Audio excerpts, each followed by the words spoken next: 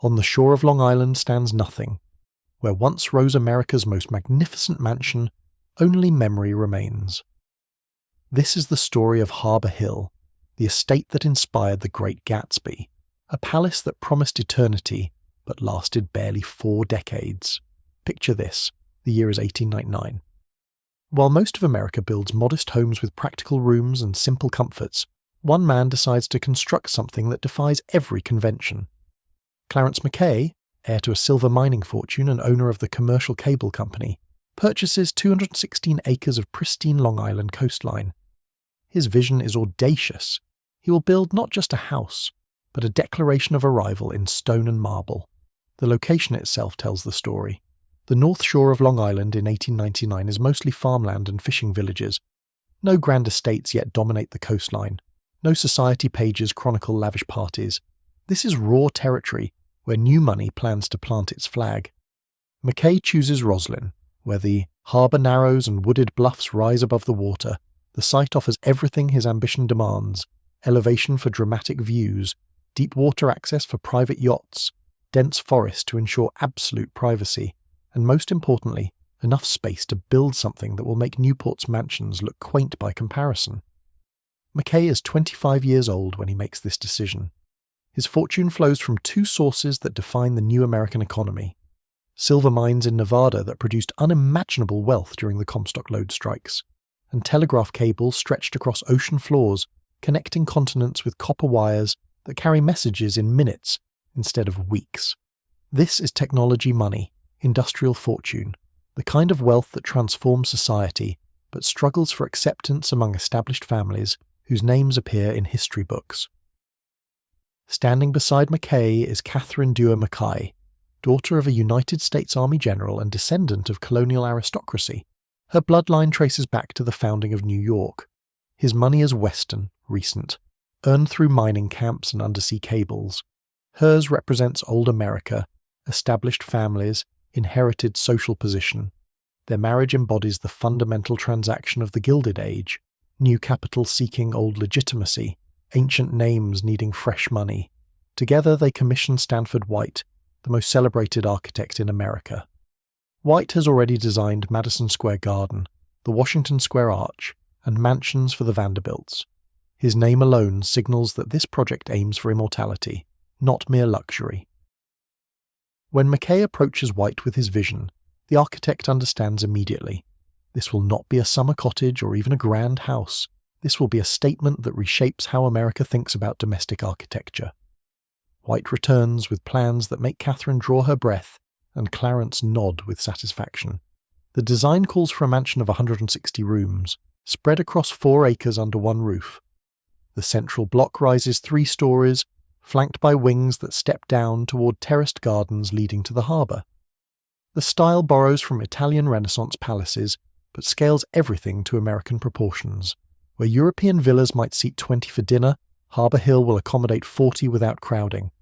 Where traditional great halls reach 15 feet, this one soars to 22 feet with coffered ceilings that require master craftsmen to complete. The budget staggers even by Gilded Age standards, $2 million in 1899 money, equivalent to roughly $70 million today.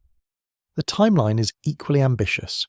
3 years from groundbreaking to completion, peak workforce of 200 men working 6 days a week, materials sourced from around the world, Indiana limestone for exterior walls, Italian marble for interior details, Belgian glass for hundreds of windows, Oregon timber for structural framing.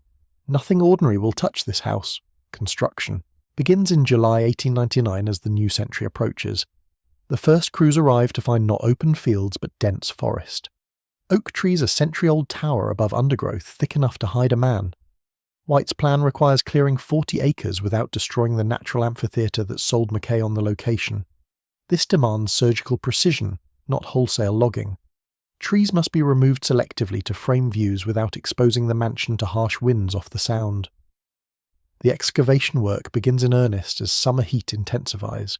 Foundation depth reaches 12 feet at the deepest points, carved into bedrock to anchor a structure of unprecedented size. The whole spans 160 feet across the main facade and extends 90 feet along the central axis. Steam shovels claw at earth, while teams of horses drag spoil to lower ground near the water. The noise carries for miles. Local fishermen complain about disruption to their quiet harbour. Mackay's lawyers respond with property deeds and legal silence. By September, limestone begins arriving by railroad. The first shipment weighs 60 tons. By year's end, 300 tons of Indiana stone sit in carefully organised stockpiles around the construction site. Each block arrives numbered to match White's precise drawings. Master masons establish field workshops, cutting sheds, and mortar mixing stations. The workforce swells as specialised craftsmen join common labourers. Italian stonemasons bring techniques learned in European quarries. Scottish carpenters apply skills developed on grand estates across the Atlantic. The human cost emerges quickly. Working conditions follow the brutal standards of the era. Men labour at heights exceeding 100 feet with no safety equipment beyond their own balance and experience. Scaffolding consists of wooden platforms suspended by rope and hemp. Falls happen with grim regularity. When a labourer plummets from the emerging second floor in August 1900, construction pauses for less than an hour. The body is removed through a side gate. A replacement worker arrives the same afternoon. No official record documents the death. His family receives no compensation. The work continues without acknowledgement of the life lost. Materials arrive on schedules tighter than passenger train service. Lumber from Oregon old-growth forests travels across the continent in specially designed railroad cars. Copper sheets from Montana smelters are rolled in Philadelphia mills before shipment in coils weighing 600 pounds each. Glass from Belgian factories arrives packed in sawdust and insured for replacement cost plus international freight charges. Nothing is improvised or substituted. White's specifications demand perfection regardless of expense or difficulty. The workforce reflects the immigrant waves transforming American cities. Domenico Russo, a master mason from Carrara, shapes limestone blocks using techniques passed down through generations. James Whitfield, a lead carpenter trained in Edinburgh, oversees interior woodwork installation. Liam Brennan, 23 years old and recently arrived from Ireland, hauls materials and digs foundations until he drowns in 1900 when a barge carrying copper roofing overturns in the harbour. No family can be located. He receives burial at public expense while construction proceeds without pause. By 1901, the mansion's shell rises above the tree line. Limestone walls climb past the second floor as scaffolding wraps the entire structure like a wooden exoskeleton. Visitors arriving by yacht describe the site as a cathedral emerging from American soil. The comparison troubles White, who insists his design represents Renaissance restraint adapted to New World ambitions, not Gothic excess transplanted from European tradition. Interior work begins as the exterior walls near completion. Plasterers apply 3 coats to every surface: scratch coat, brown coat, finish coat. Each layer must cure completely before the next application. Electricians thread wire through hidden chases while the technology remains experimental and potentially dangerous. The lighting plan calls for 200 fixtures controlled by switches that few Americans have ever used. A single panel in the Great Hall governs 12 separate circuits, representing the cutting edge of domestic electrical systems. As 1902 arrives, Harbour Hill achieves the milestone that matters most to its builders. The structure becomes weathertight. Rain no longer penetrates the interior. Windows seal against winter winds. The massive copper roof, installed 1 sheet at a time, protects everything beneath it. 6 months of finishing work remain. Painters, gilders, cabinet makers, and tile setters will labour through spring and summer. But visitors can now stand in the Great Hall and hear only wind, not rain. The dream has acquired walls that hold. Mackay visits weekly as completion approaches, walking empty rooms that echo with his footsteps. Katherine accompanies him less frequently. She's pregnant with their first child and finds the constant noise of construction exhausting. The house waits for life to fill it. Furniture ordered from the finest workshops in America and Europe, art collected during travels abroad, books to populate a library designed to hold 10,000 volumes.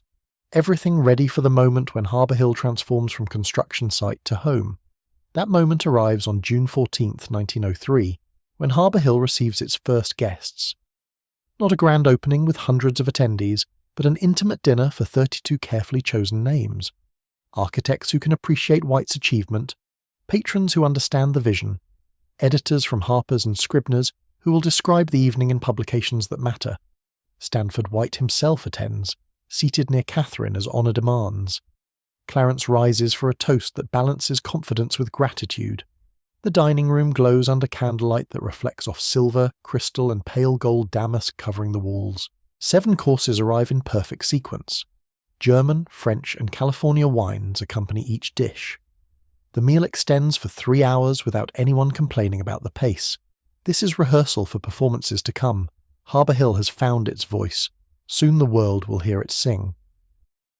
But even as guests marvel at what Mackay and White have created, forces already move that will test whether stone and marble can truly hold happiness, whether scale equals safety, whether any house, no matter how grand or well built, can keep out time, judgment, and doubt. The transformation from construction site to living palace revealed Harbour Hill's true purpose. This was not merely a house, but a stage where American aristocracy would perform its finest acts. The Mackays understood that great fortunes required great displays. Money alone could not purchase acceptance into society's inner circles. That required demonstration, spectacle, proof that new wealth possessed the refinement to deserve old, respect. Katherine Mackay emerged as the estate's social architect. While Clarence had provided the vision and financing, she possessed something equally valuable. The bloodline and breeding that open doors money alone could not breach. Her task was delicate. She must transform Harbour Hill from impressive property into essential destination, the kind of place where being invited signalled importance and being excluded confirmed irrelevance. The 1905 season established Harbour Hill's reputation. Katherine hosted a series of musical evenings that drew New York's cultural elite to Long Island's remote shore. In April, Enrico Caruso sang in the music room before an audience of 60 guests who travelled from Manhattan by special train. The acoustics, designed by White in consultation with Carnegie Hall engineers, carried the great tenor's voice to the back terrace without amplification. Guests stood outside, listening through French doors, afraid to breathe and break the spell. Katherine wept, openly. Clarence wrote a check for $5,000 to the Metropolitan Opera's Education Fund. The donation cleared within 48 hours. These intimate gatherings served as prelude to Harbour Hill's true spectacles, the grand balls that would define the estate's golden years and establish the Mackays among America's premier hosts. The first great ball arrived in November 1905. 300 guests received invitations 6 weeks in advance. Acceptance rates approached 95%. No one declined an invitation to Harbour Hill unless illness or death intervened. The logistics required military precision. The great hall was cleared of furniture and prepared for dancing. Tables seating 20 guests each filled the dining room in 2 precise rows. Service demanded 40 waiters borrowed from Manhattan's Plaza Hotel and trained for 3 days on Harbour Hill's floor plan and the sequence of 12 courses that would unfold over 4 hours. Orchestras, not chamber groups, provided music. 22. Musicians positioned in the music room with doors open to flood the hall with sound. Flowers arrived from Pennsylvania greenhouses, roses, orchids, and lilies arranged in columns 8 feet high. Champagne flowed by the case despite Prohibition's distant approach. Supper was served past midnight. Dancing continued until dawn broke over Long Island Sound. The cost exceeded $20,000, roughly $600,000 in today's currency. This figure covered only direct expenses: food, wine, flowers, musicians, extra staff. It did not account for wear on carpets and crystal, strain on the household, or the weeks of preparation that transformed Harbour Hill from private residence into public theatre. But the investment paid dividends that could not be measured in dollars. Society columnists described the evening in breathless detail. Guest lists were analysed like diplomatic treaties. Women's gowns received paragraph-long descriptions. Men's conversations were passed for hints about business deals and political alliances. Harbour Hill had achieved its purpose. The Mackays were no longer new money-seeking acceptance. They had become arbiters of who belonged and who did not. Success bred repetition. Balls in 1906, 1907, 1908. Each grander than the last. Guest lists swelling beyond 300. Orchestras expanding to accommodate larger spaces. Floral arrangements growing more elaborate. Menus adding courses until dinners resembled medieval feasts adapted for modern palates. The Mackays also discovered that Harbour Hill could serve causes beyond their own social advancement. In 1908, a dinner raised money for a tuberculosis sanatorium on Staten Island. 200 donors attended. The Great Hall, cleared of furniture, accommodated tables for 20 set in precise formation. The evening generated $83,000 for medical research. Editorial writers in the New York Times praised the Mackays' generosity without noting that the dinner itself cost $12,000 to stage. These charitable efforts served multiple purposes. They demonstrated that the Mackays understood their social obligations. They provided opportunities to entertain worthy guests, who might not otherwise receive invitations, and they generated positive publicity that reinforced Harbour Hill's reputation as a place where important things happened for important reasons. Yet beneath the glittering surface, subtle changes began to affect the household's rhythm. Staff members noticed that Clarence and Katherine increasingly maintained separate schedules. Meals were served to one spouse while the other attended meetings or travelled. The morning room, Katherine's traditional domain, often remained empty while she pursued interests that did not require her husband's participation or approval. The couple still appeared together at public events. Photographs from this period show them side by side at charity galas and social gatherings, maintaining the performance that society expected, but servants observed longer silences during private moments. Separate bedrooms became standard rather than occasional. Conversations grew formal even when no guests were present. These domestic tensions remained carefully hidden from public view. The Mackays understood that any hint of marital discord would provide ammunition for rivals who resented their rapid social ascent. Society gossips waited eagerly for signs of weakness among newly arrived families. A troubled marriage would confirm suspicions that cable company money could not purchase genuine aristocratic breeding. Harbour Hill itself began to reflect these subtle strains. The house had been designed for joint occupancy and shared entertaining. When its owners started living parallel rather than intersected lives, certain rooms lost their purpose, while others gained unexpected importance. Katherine's private sitting room saw increased use. Clarence's study expanded to accommodate longer working hours and more solitary meals. The staff adapted with characteristic discretion. Charles Brennan, the head butler, had served in great houses before arriving at Harbour Hill. He understood that family difficulties required careful management to protect both employers and employees. Meals were prepared and served regardless of how many family members actually appeared. Guest arrangements continued flawlessly, even when hosts seemed distracted by private concerns. But Harbour Hill's greatest test was approaching from directions no one anticipated. The technology that created the Mackay fortune was evolving rapidly. Wireless telegraphy, demonstrated successfully across the Atlantic in 1901, threatened to make undersea cables obsolete. Competition from Marconi's company intensified each year. Government regulation of communications companies increased as politicians questioned whether private monopolies should control international message traffic. Clarence Mackay recognized these threats and responded with characteristic determination. He invested heavily in new cable routes and upgraded existing equipment. He diversified into domestic telegraph service and experimental wireless research. He testified before congressional committees defending cable monopolies against antitrust legislation. But the fundamental challenge remained unchanged. The technology that made him rich was being displaced by newer innovations he did not control. Financial pressures, still subtle in 1908, would intensify throughout the following decade. Harbour Hill's operating costs continued rising as the estate's reputation demanded ever more elaborate entertainment. Staff salaries, maintenance expenses, property taxes, and the constant need for improvements consumed enormous sums annually. The house had become a machine that required continuous feeding regardless of whether the Mackay fortune remained stable or began contracting. These concerns remained distant during Harbour Hill's golden years. The estate's social calendar filled completely each season. Guest bedrooms hosted weekend parties that extended from Friday evening until Monday morning. The harbour welcomed yachts bearing visitors from Newport, Bar Harbour, and international destinations. The stables housed horses that competed successfully in local shows. The gardens produced flowers that decorated tables throughout the region. Harbour Hill had achieved everything its builders intended.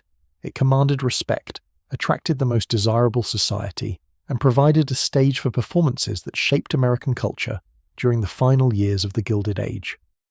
The Mackays had successfully transformed industrial wealth into social capital.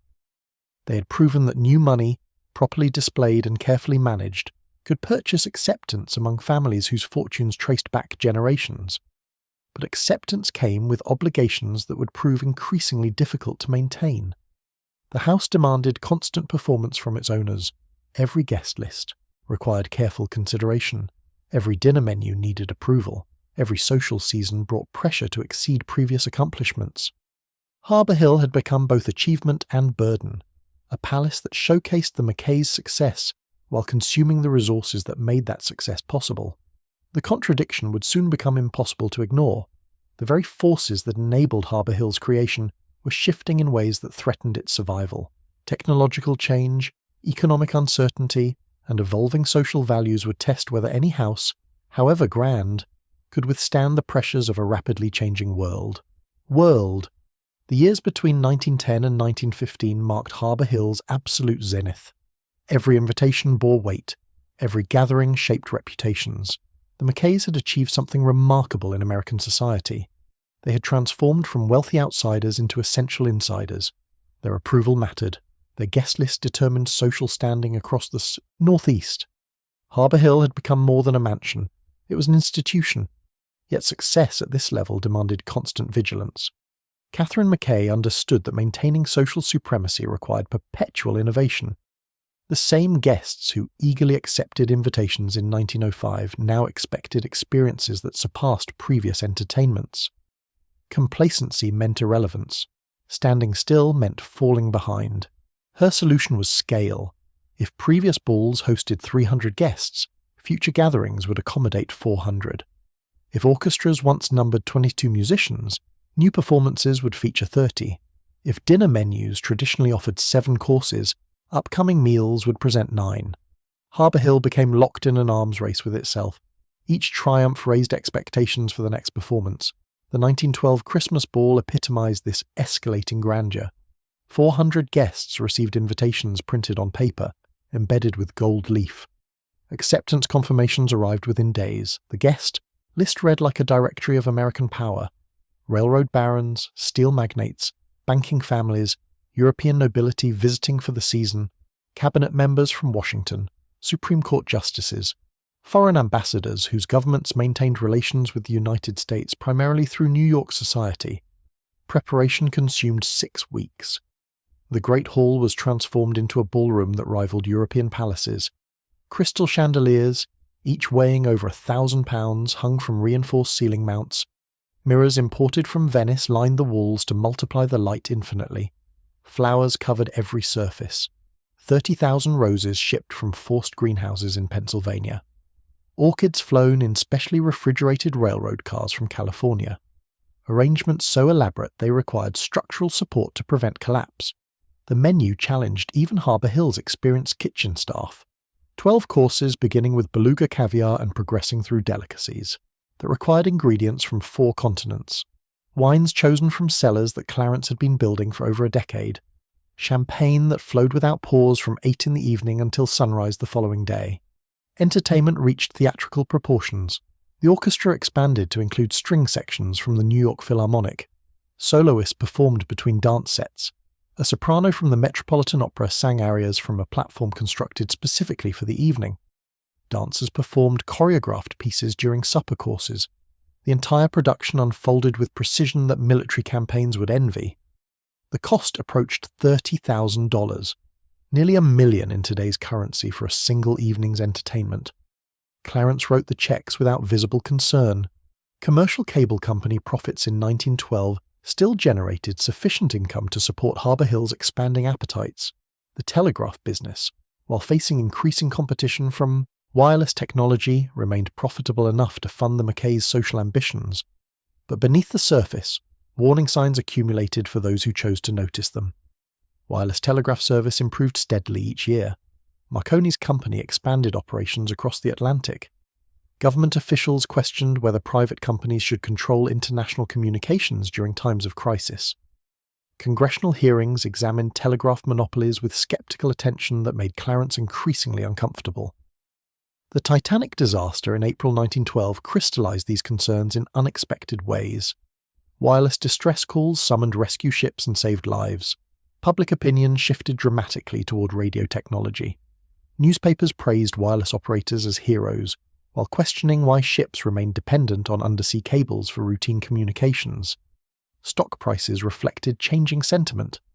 Marconi shares tripled while cable company values stagnated. Clarence recognized the threat and responded with characteristic determination. He increased investments in cable infrastructure while simultaneously purchasing wireless equipment and hiring radio engineers.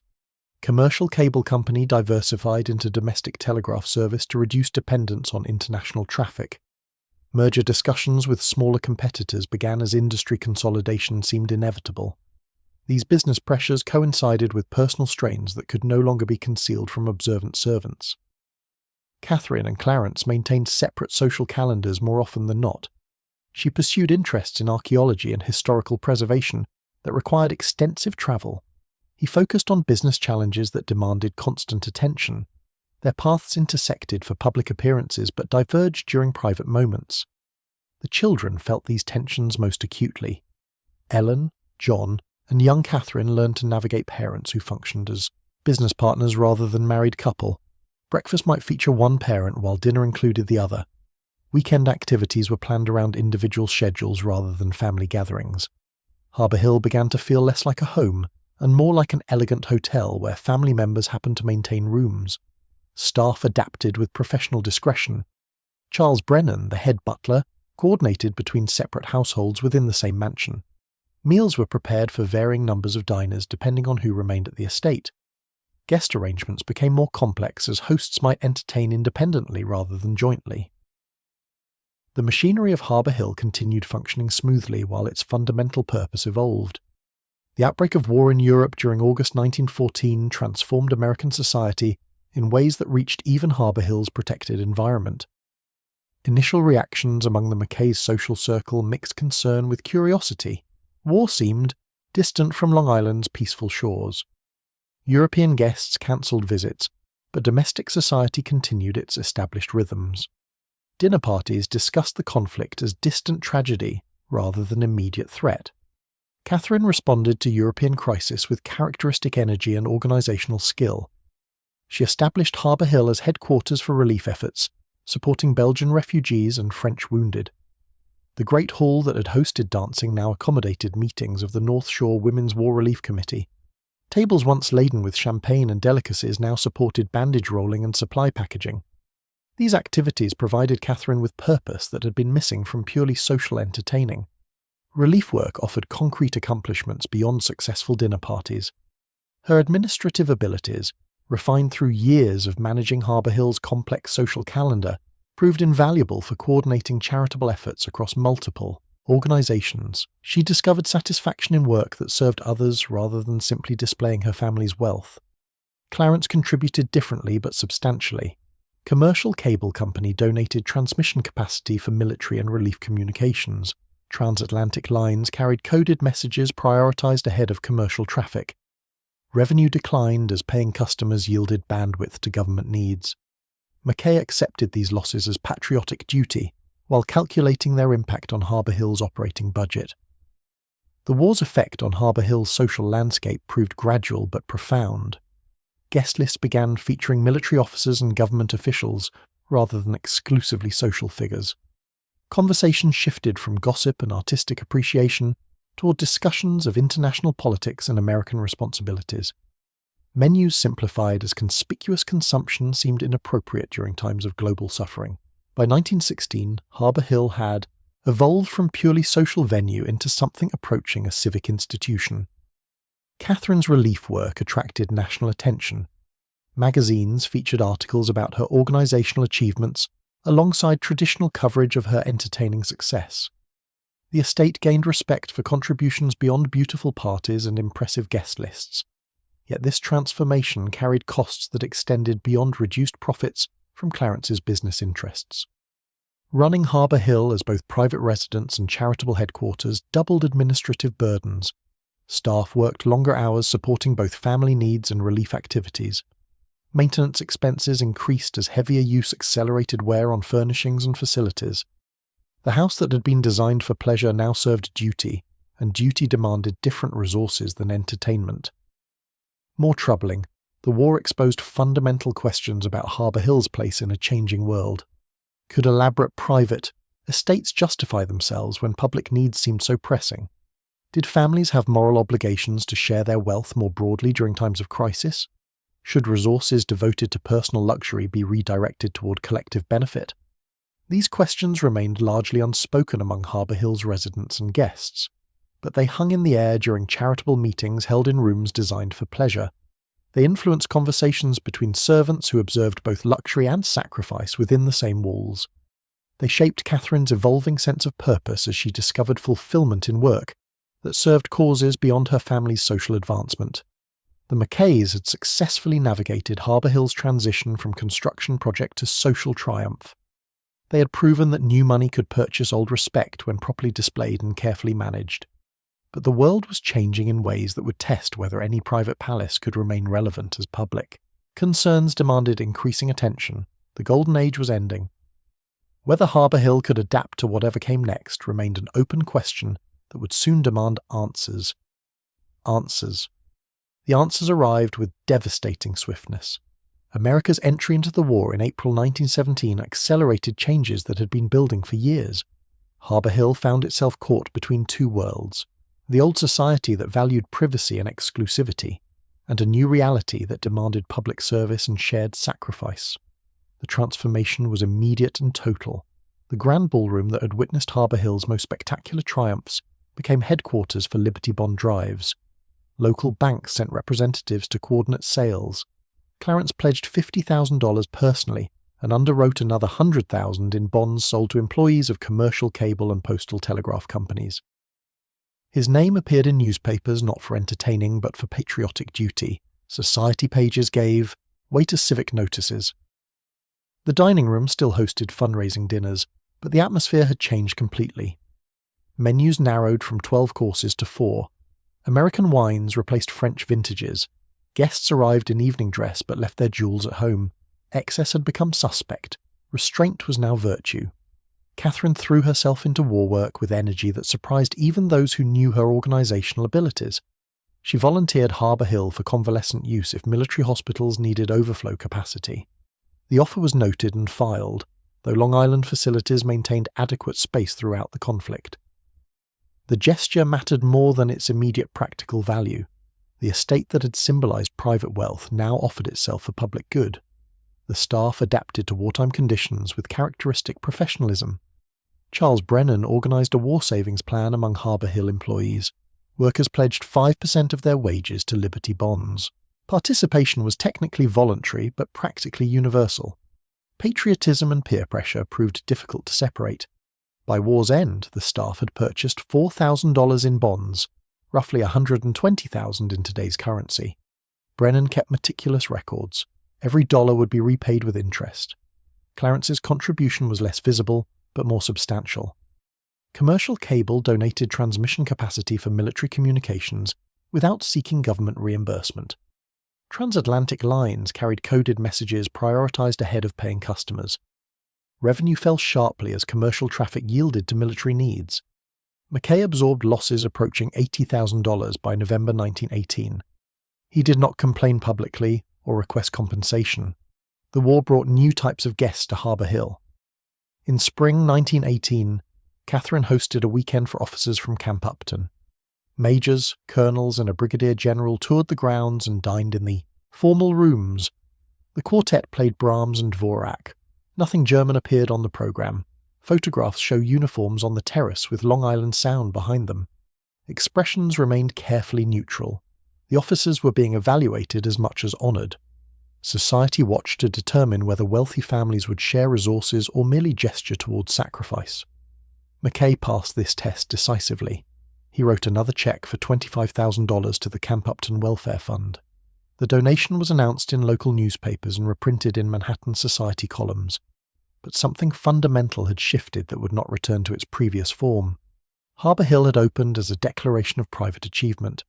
It had staged private pleasures for carefully selected circles.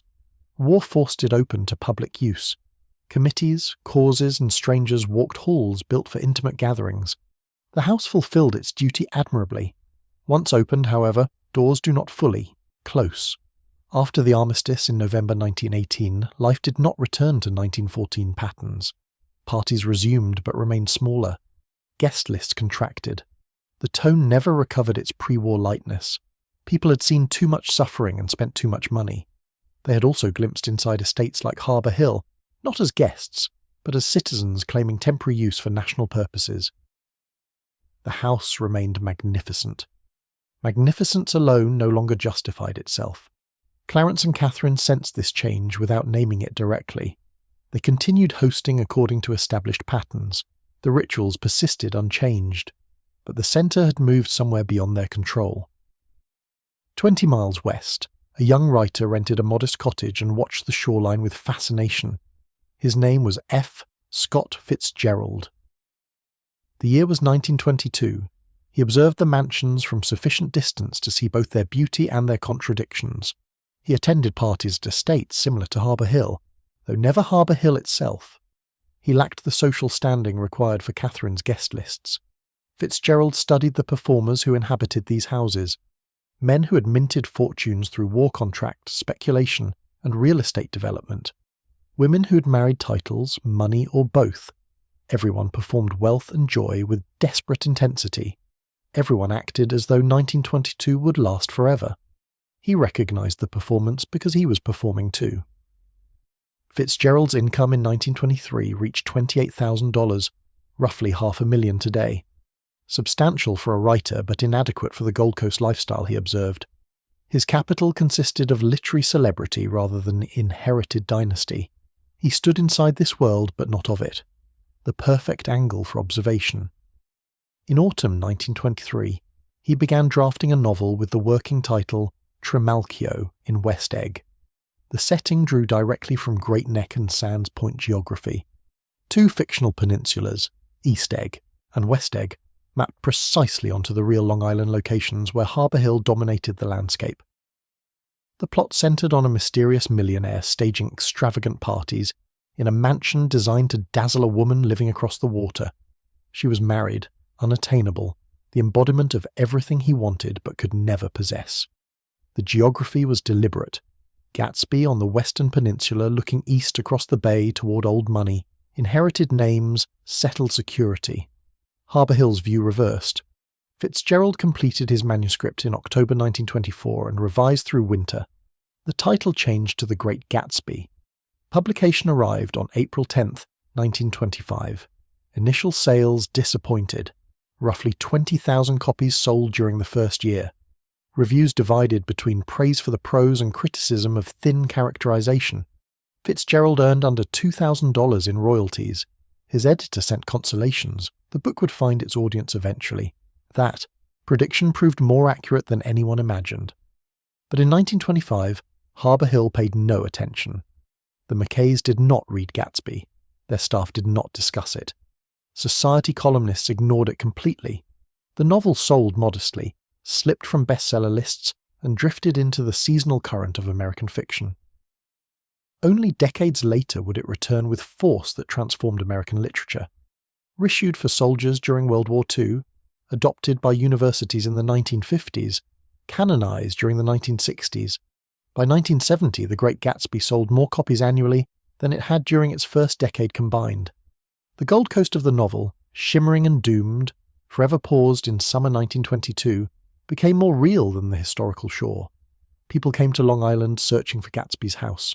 They found estates, some preserved, many demolished.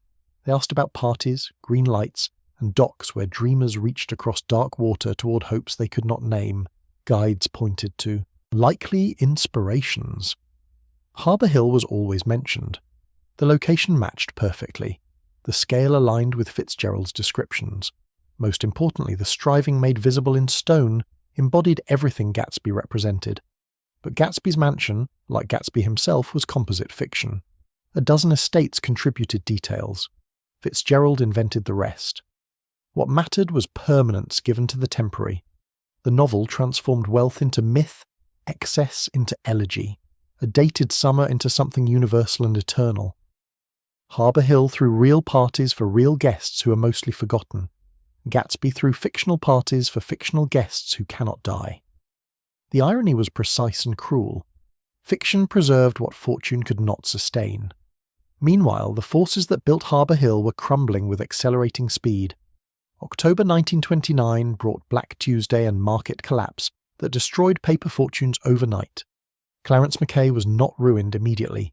His wealth rested on tangible assets rather than pure speculation. But wounds ran deep.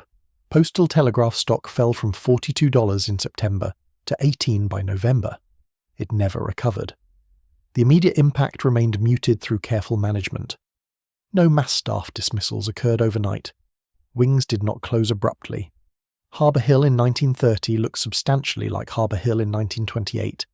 Beneath the surface, however, arithmetic had changed permanently. Annual maintenance costs in 1930 approached $95,000, roughly $1.7 million today. Investment income had dropped 30% from 1928 levels and continued falling. Clarence trimmed expenses carefully. The wine cellar stopped expanding. Weekend parties grew smaller. The Christmas ball orchestra shrank from 22 musicians to 14. Adjustments, not surrender. The Depression deepened relentlessly. By 1932, postal telegraph operated at a loss. Businesses cut communication expenses as revenues collapsed. Western Union survived on superior scale. Postal survived on Mackay's willingness to subsidize operations from personal wealth.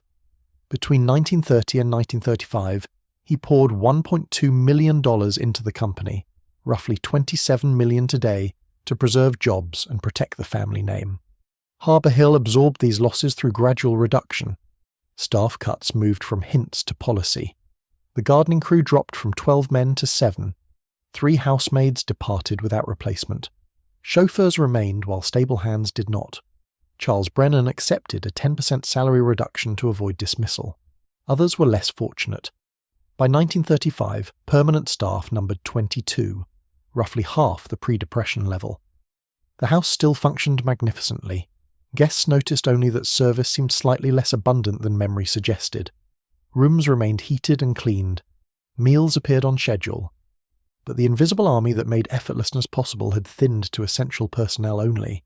Property taxes accelerated the decline mercilessly. Assessments in 1925 totaled $12,000 annually. In 1935, $28,000. The county doubled valuations despite collapsing real estate prices everywhere else. Reason was simple. Harbour Hill's improvements were permanent. Mansions, stables, greenhouses, and terracing represented fixed assets that assessors could measure and tax regardless of market conditions. Clarence challenged these assessments repeatedly through legal channels. He lost twice and won partial reduction once. The county needed revenue desperately. Estates like Harbour Hill provided dependable income when other sources failed. Sympathy was scarce for millionaires complaining about tax burdens while ordinary families lost their homes. By 1936, Clarence was 62 and visibly aging. Diabetes, poorly controlled by era medical standards, weakened him steadily. Cardiac strain worsened under business pressures. His physician prescribed rest, reduced travel, and fewer responsibilities.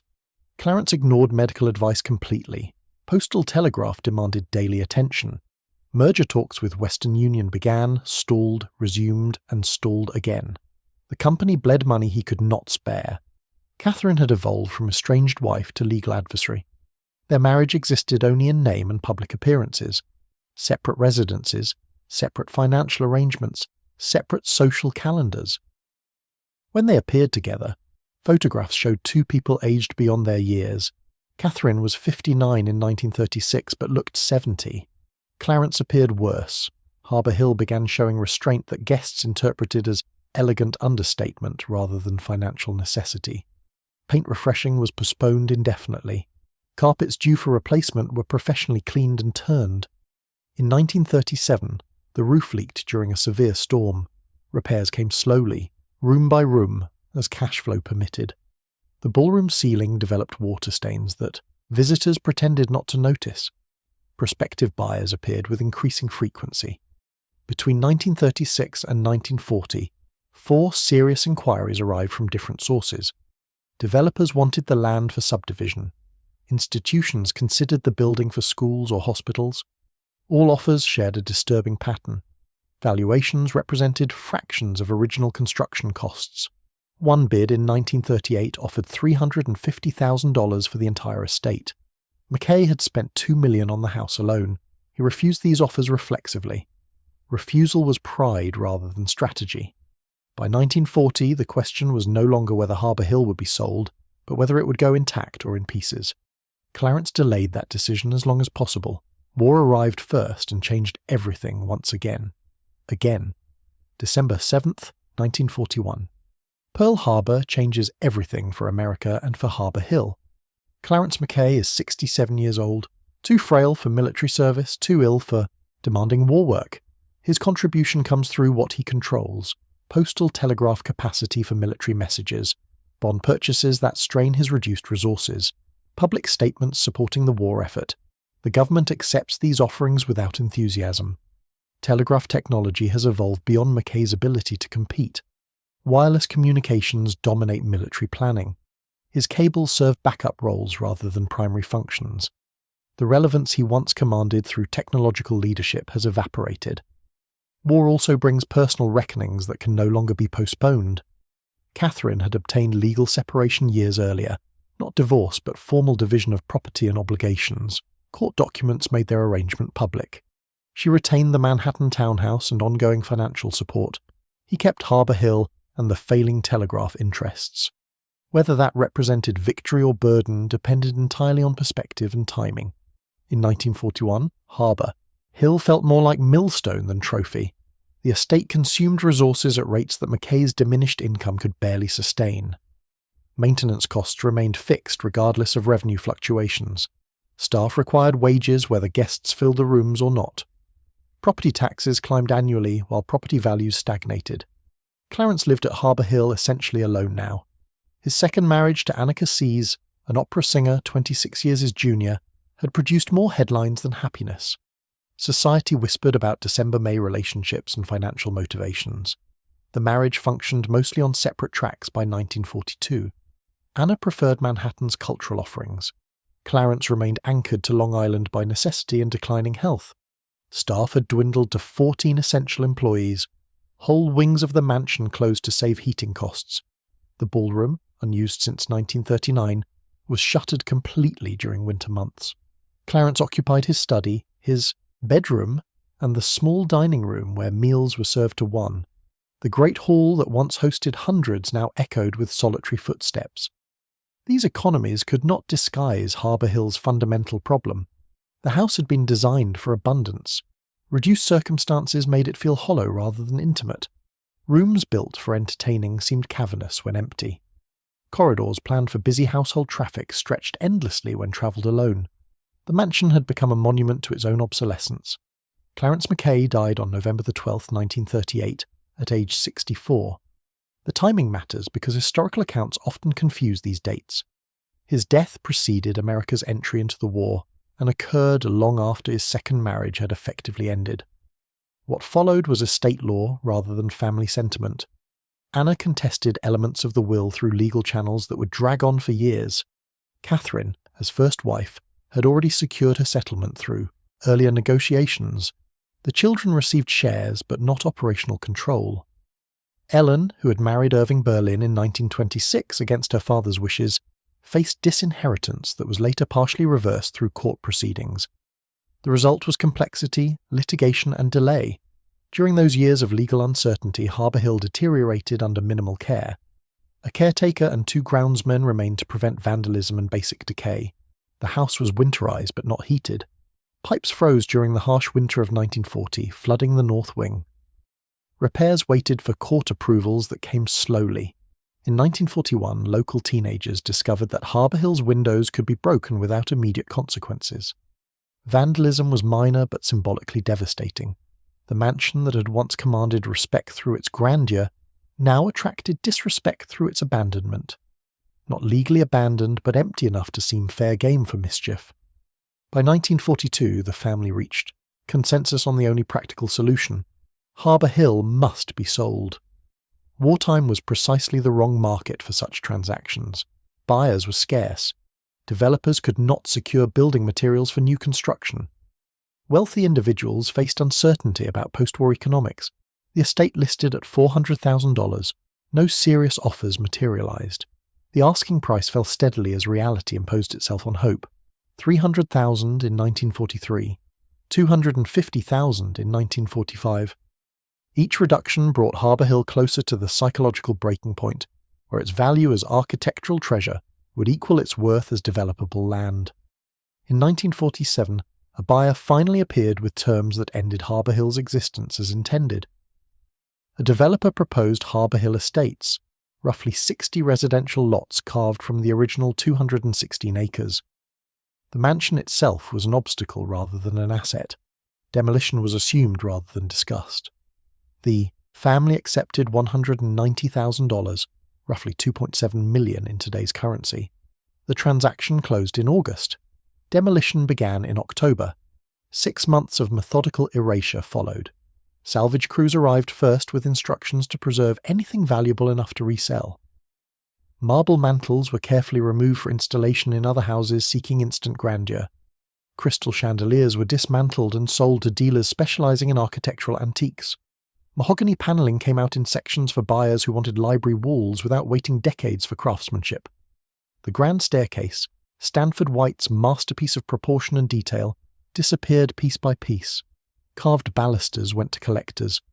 Newel posts found their way to restoration projects across Long Island.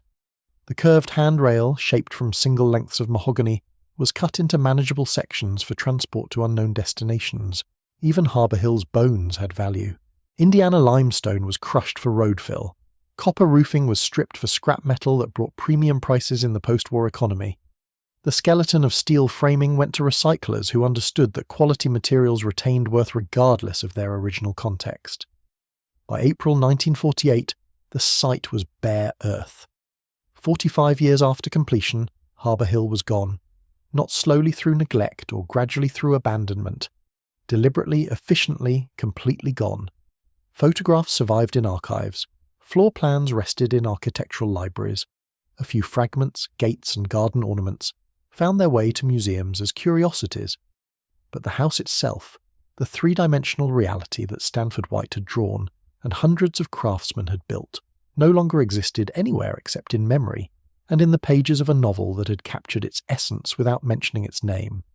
The irony was sharp enough to cut.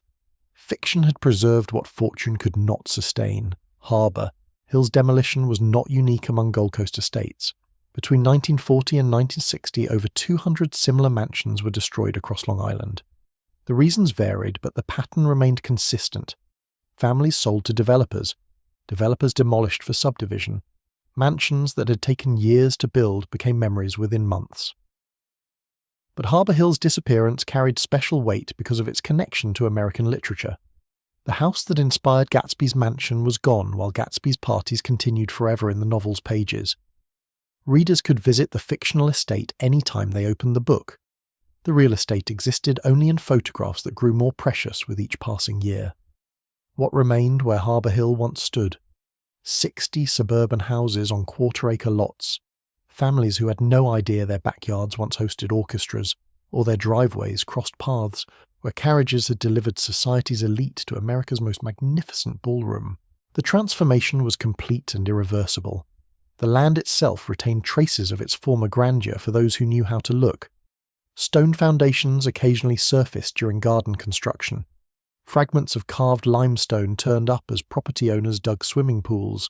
The terraced landscaping still influenced water drainage patterns decades after Stanford White's design had been obliterated. But these remnants meant nothing to residents who had never seen Harbour Hill intact. To them, the neighbourhood was simply an attractive suburban development with mature trees and water views. The ghosts of magnificence remained invisible to eyes that had never witnessed splendour in full flower. The Mackay children scattered to lives that had little connection to their childhood palace. Ellen Berlin continued her marriage to Irving Berlin and raised her own family in circumstances that were comfortable but not palatial. John pursued business interests that succeeded modestly, without approaching his father's industrial empire. Young Katherine married and moved away from Long Island entirely, seeking distance from memories that had become too painful to revisit regularly. None of them attempted to preserve Harbour Hill or even to document its history systematically. The house represented their parents' dreams rather than their own. They had grown up surrounded by beauty and luxury, but they had also witnessed the costs of maintaining such establishments. The lessons they learned were not about grandeur, but about the fragility of fortunes and the burden of expectations. Charles Brennan, the head butler who had served Harbour Hill for over 2 decades, found employment with another estate family. His experience at Harbour Hill opened doors throughout Long Island's remaining great houses. He carried with him institutional knowledge about how such establishments functioned, but he also understood that the world was changing in ways that made his expertise increasingly obsolete. The other staff members dispersed to jobs that used their skills but offered none of Harbour Hill's prestige. Housemaids found work in smaller homes, where they cleaned for middle-class families rather than entertaining society's elite. Gardeners took positions with landscape companies that maintained multiple properties rather than lavishing attention on single estates. Cooks adapted their abilities to restaurant kitchens where speed mattered more than presentation, and so Harbour Hill vanished completely, leaving behind only the story of what happens when dreams become too heavy for the dreamers to carry. The mansion that cost $2 million to build sold for less than $200,000 and disappeared forever. But the novel it inspired lives on, selling hundreds of thousands of copies every year, teaching new generations about the green light that glows at the end of impossible dreams. Sometimes fiction preserves what reality cannot sustain. Sometimes the myth becomes more powerful than the truth it was built upon.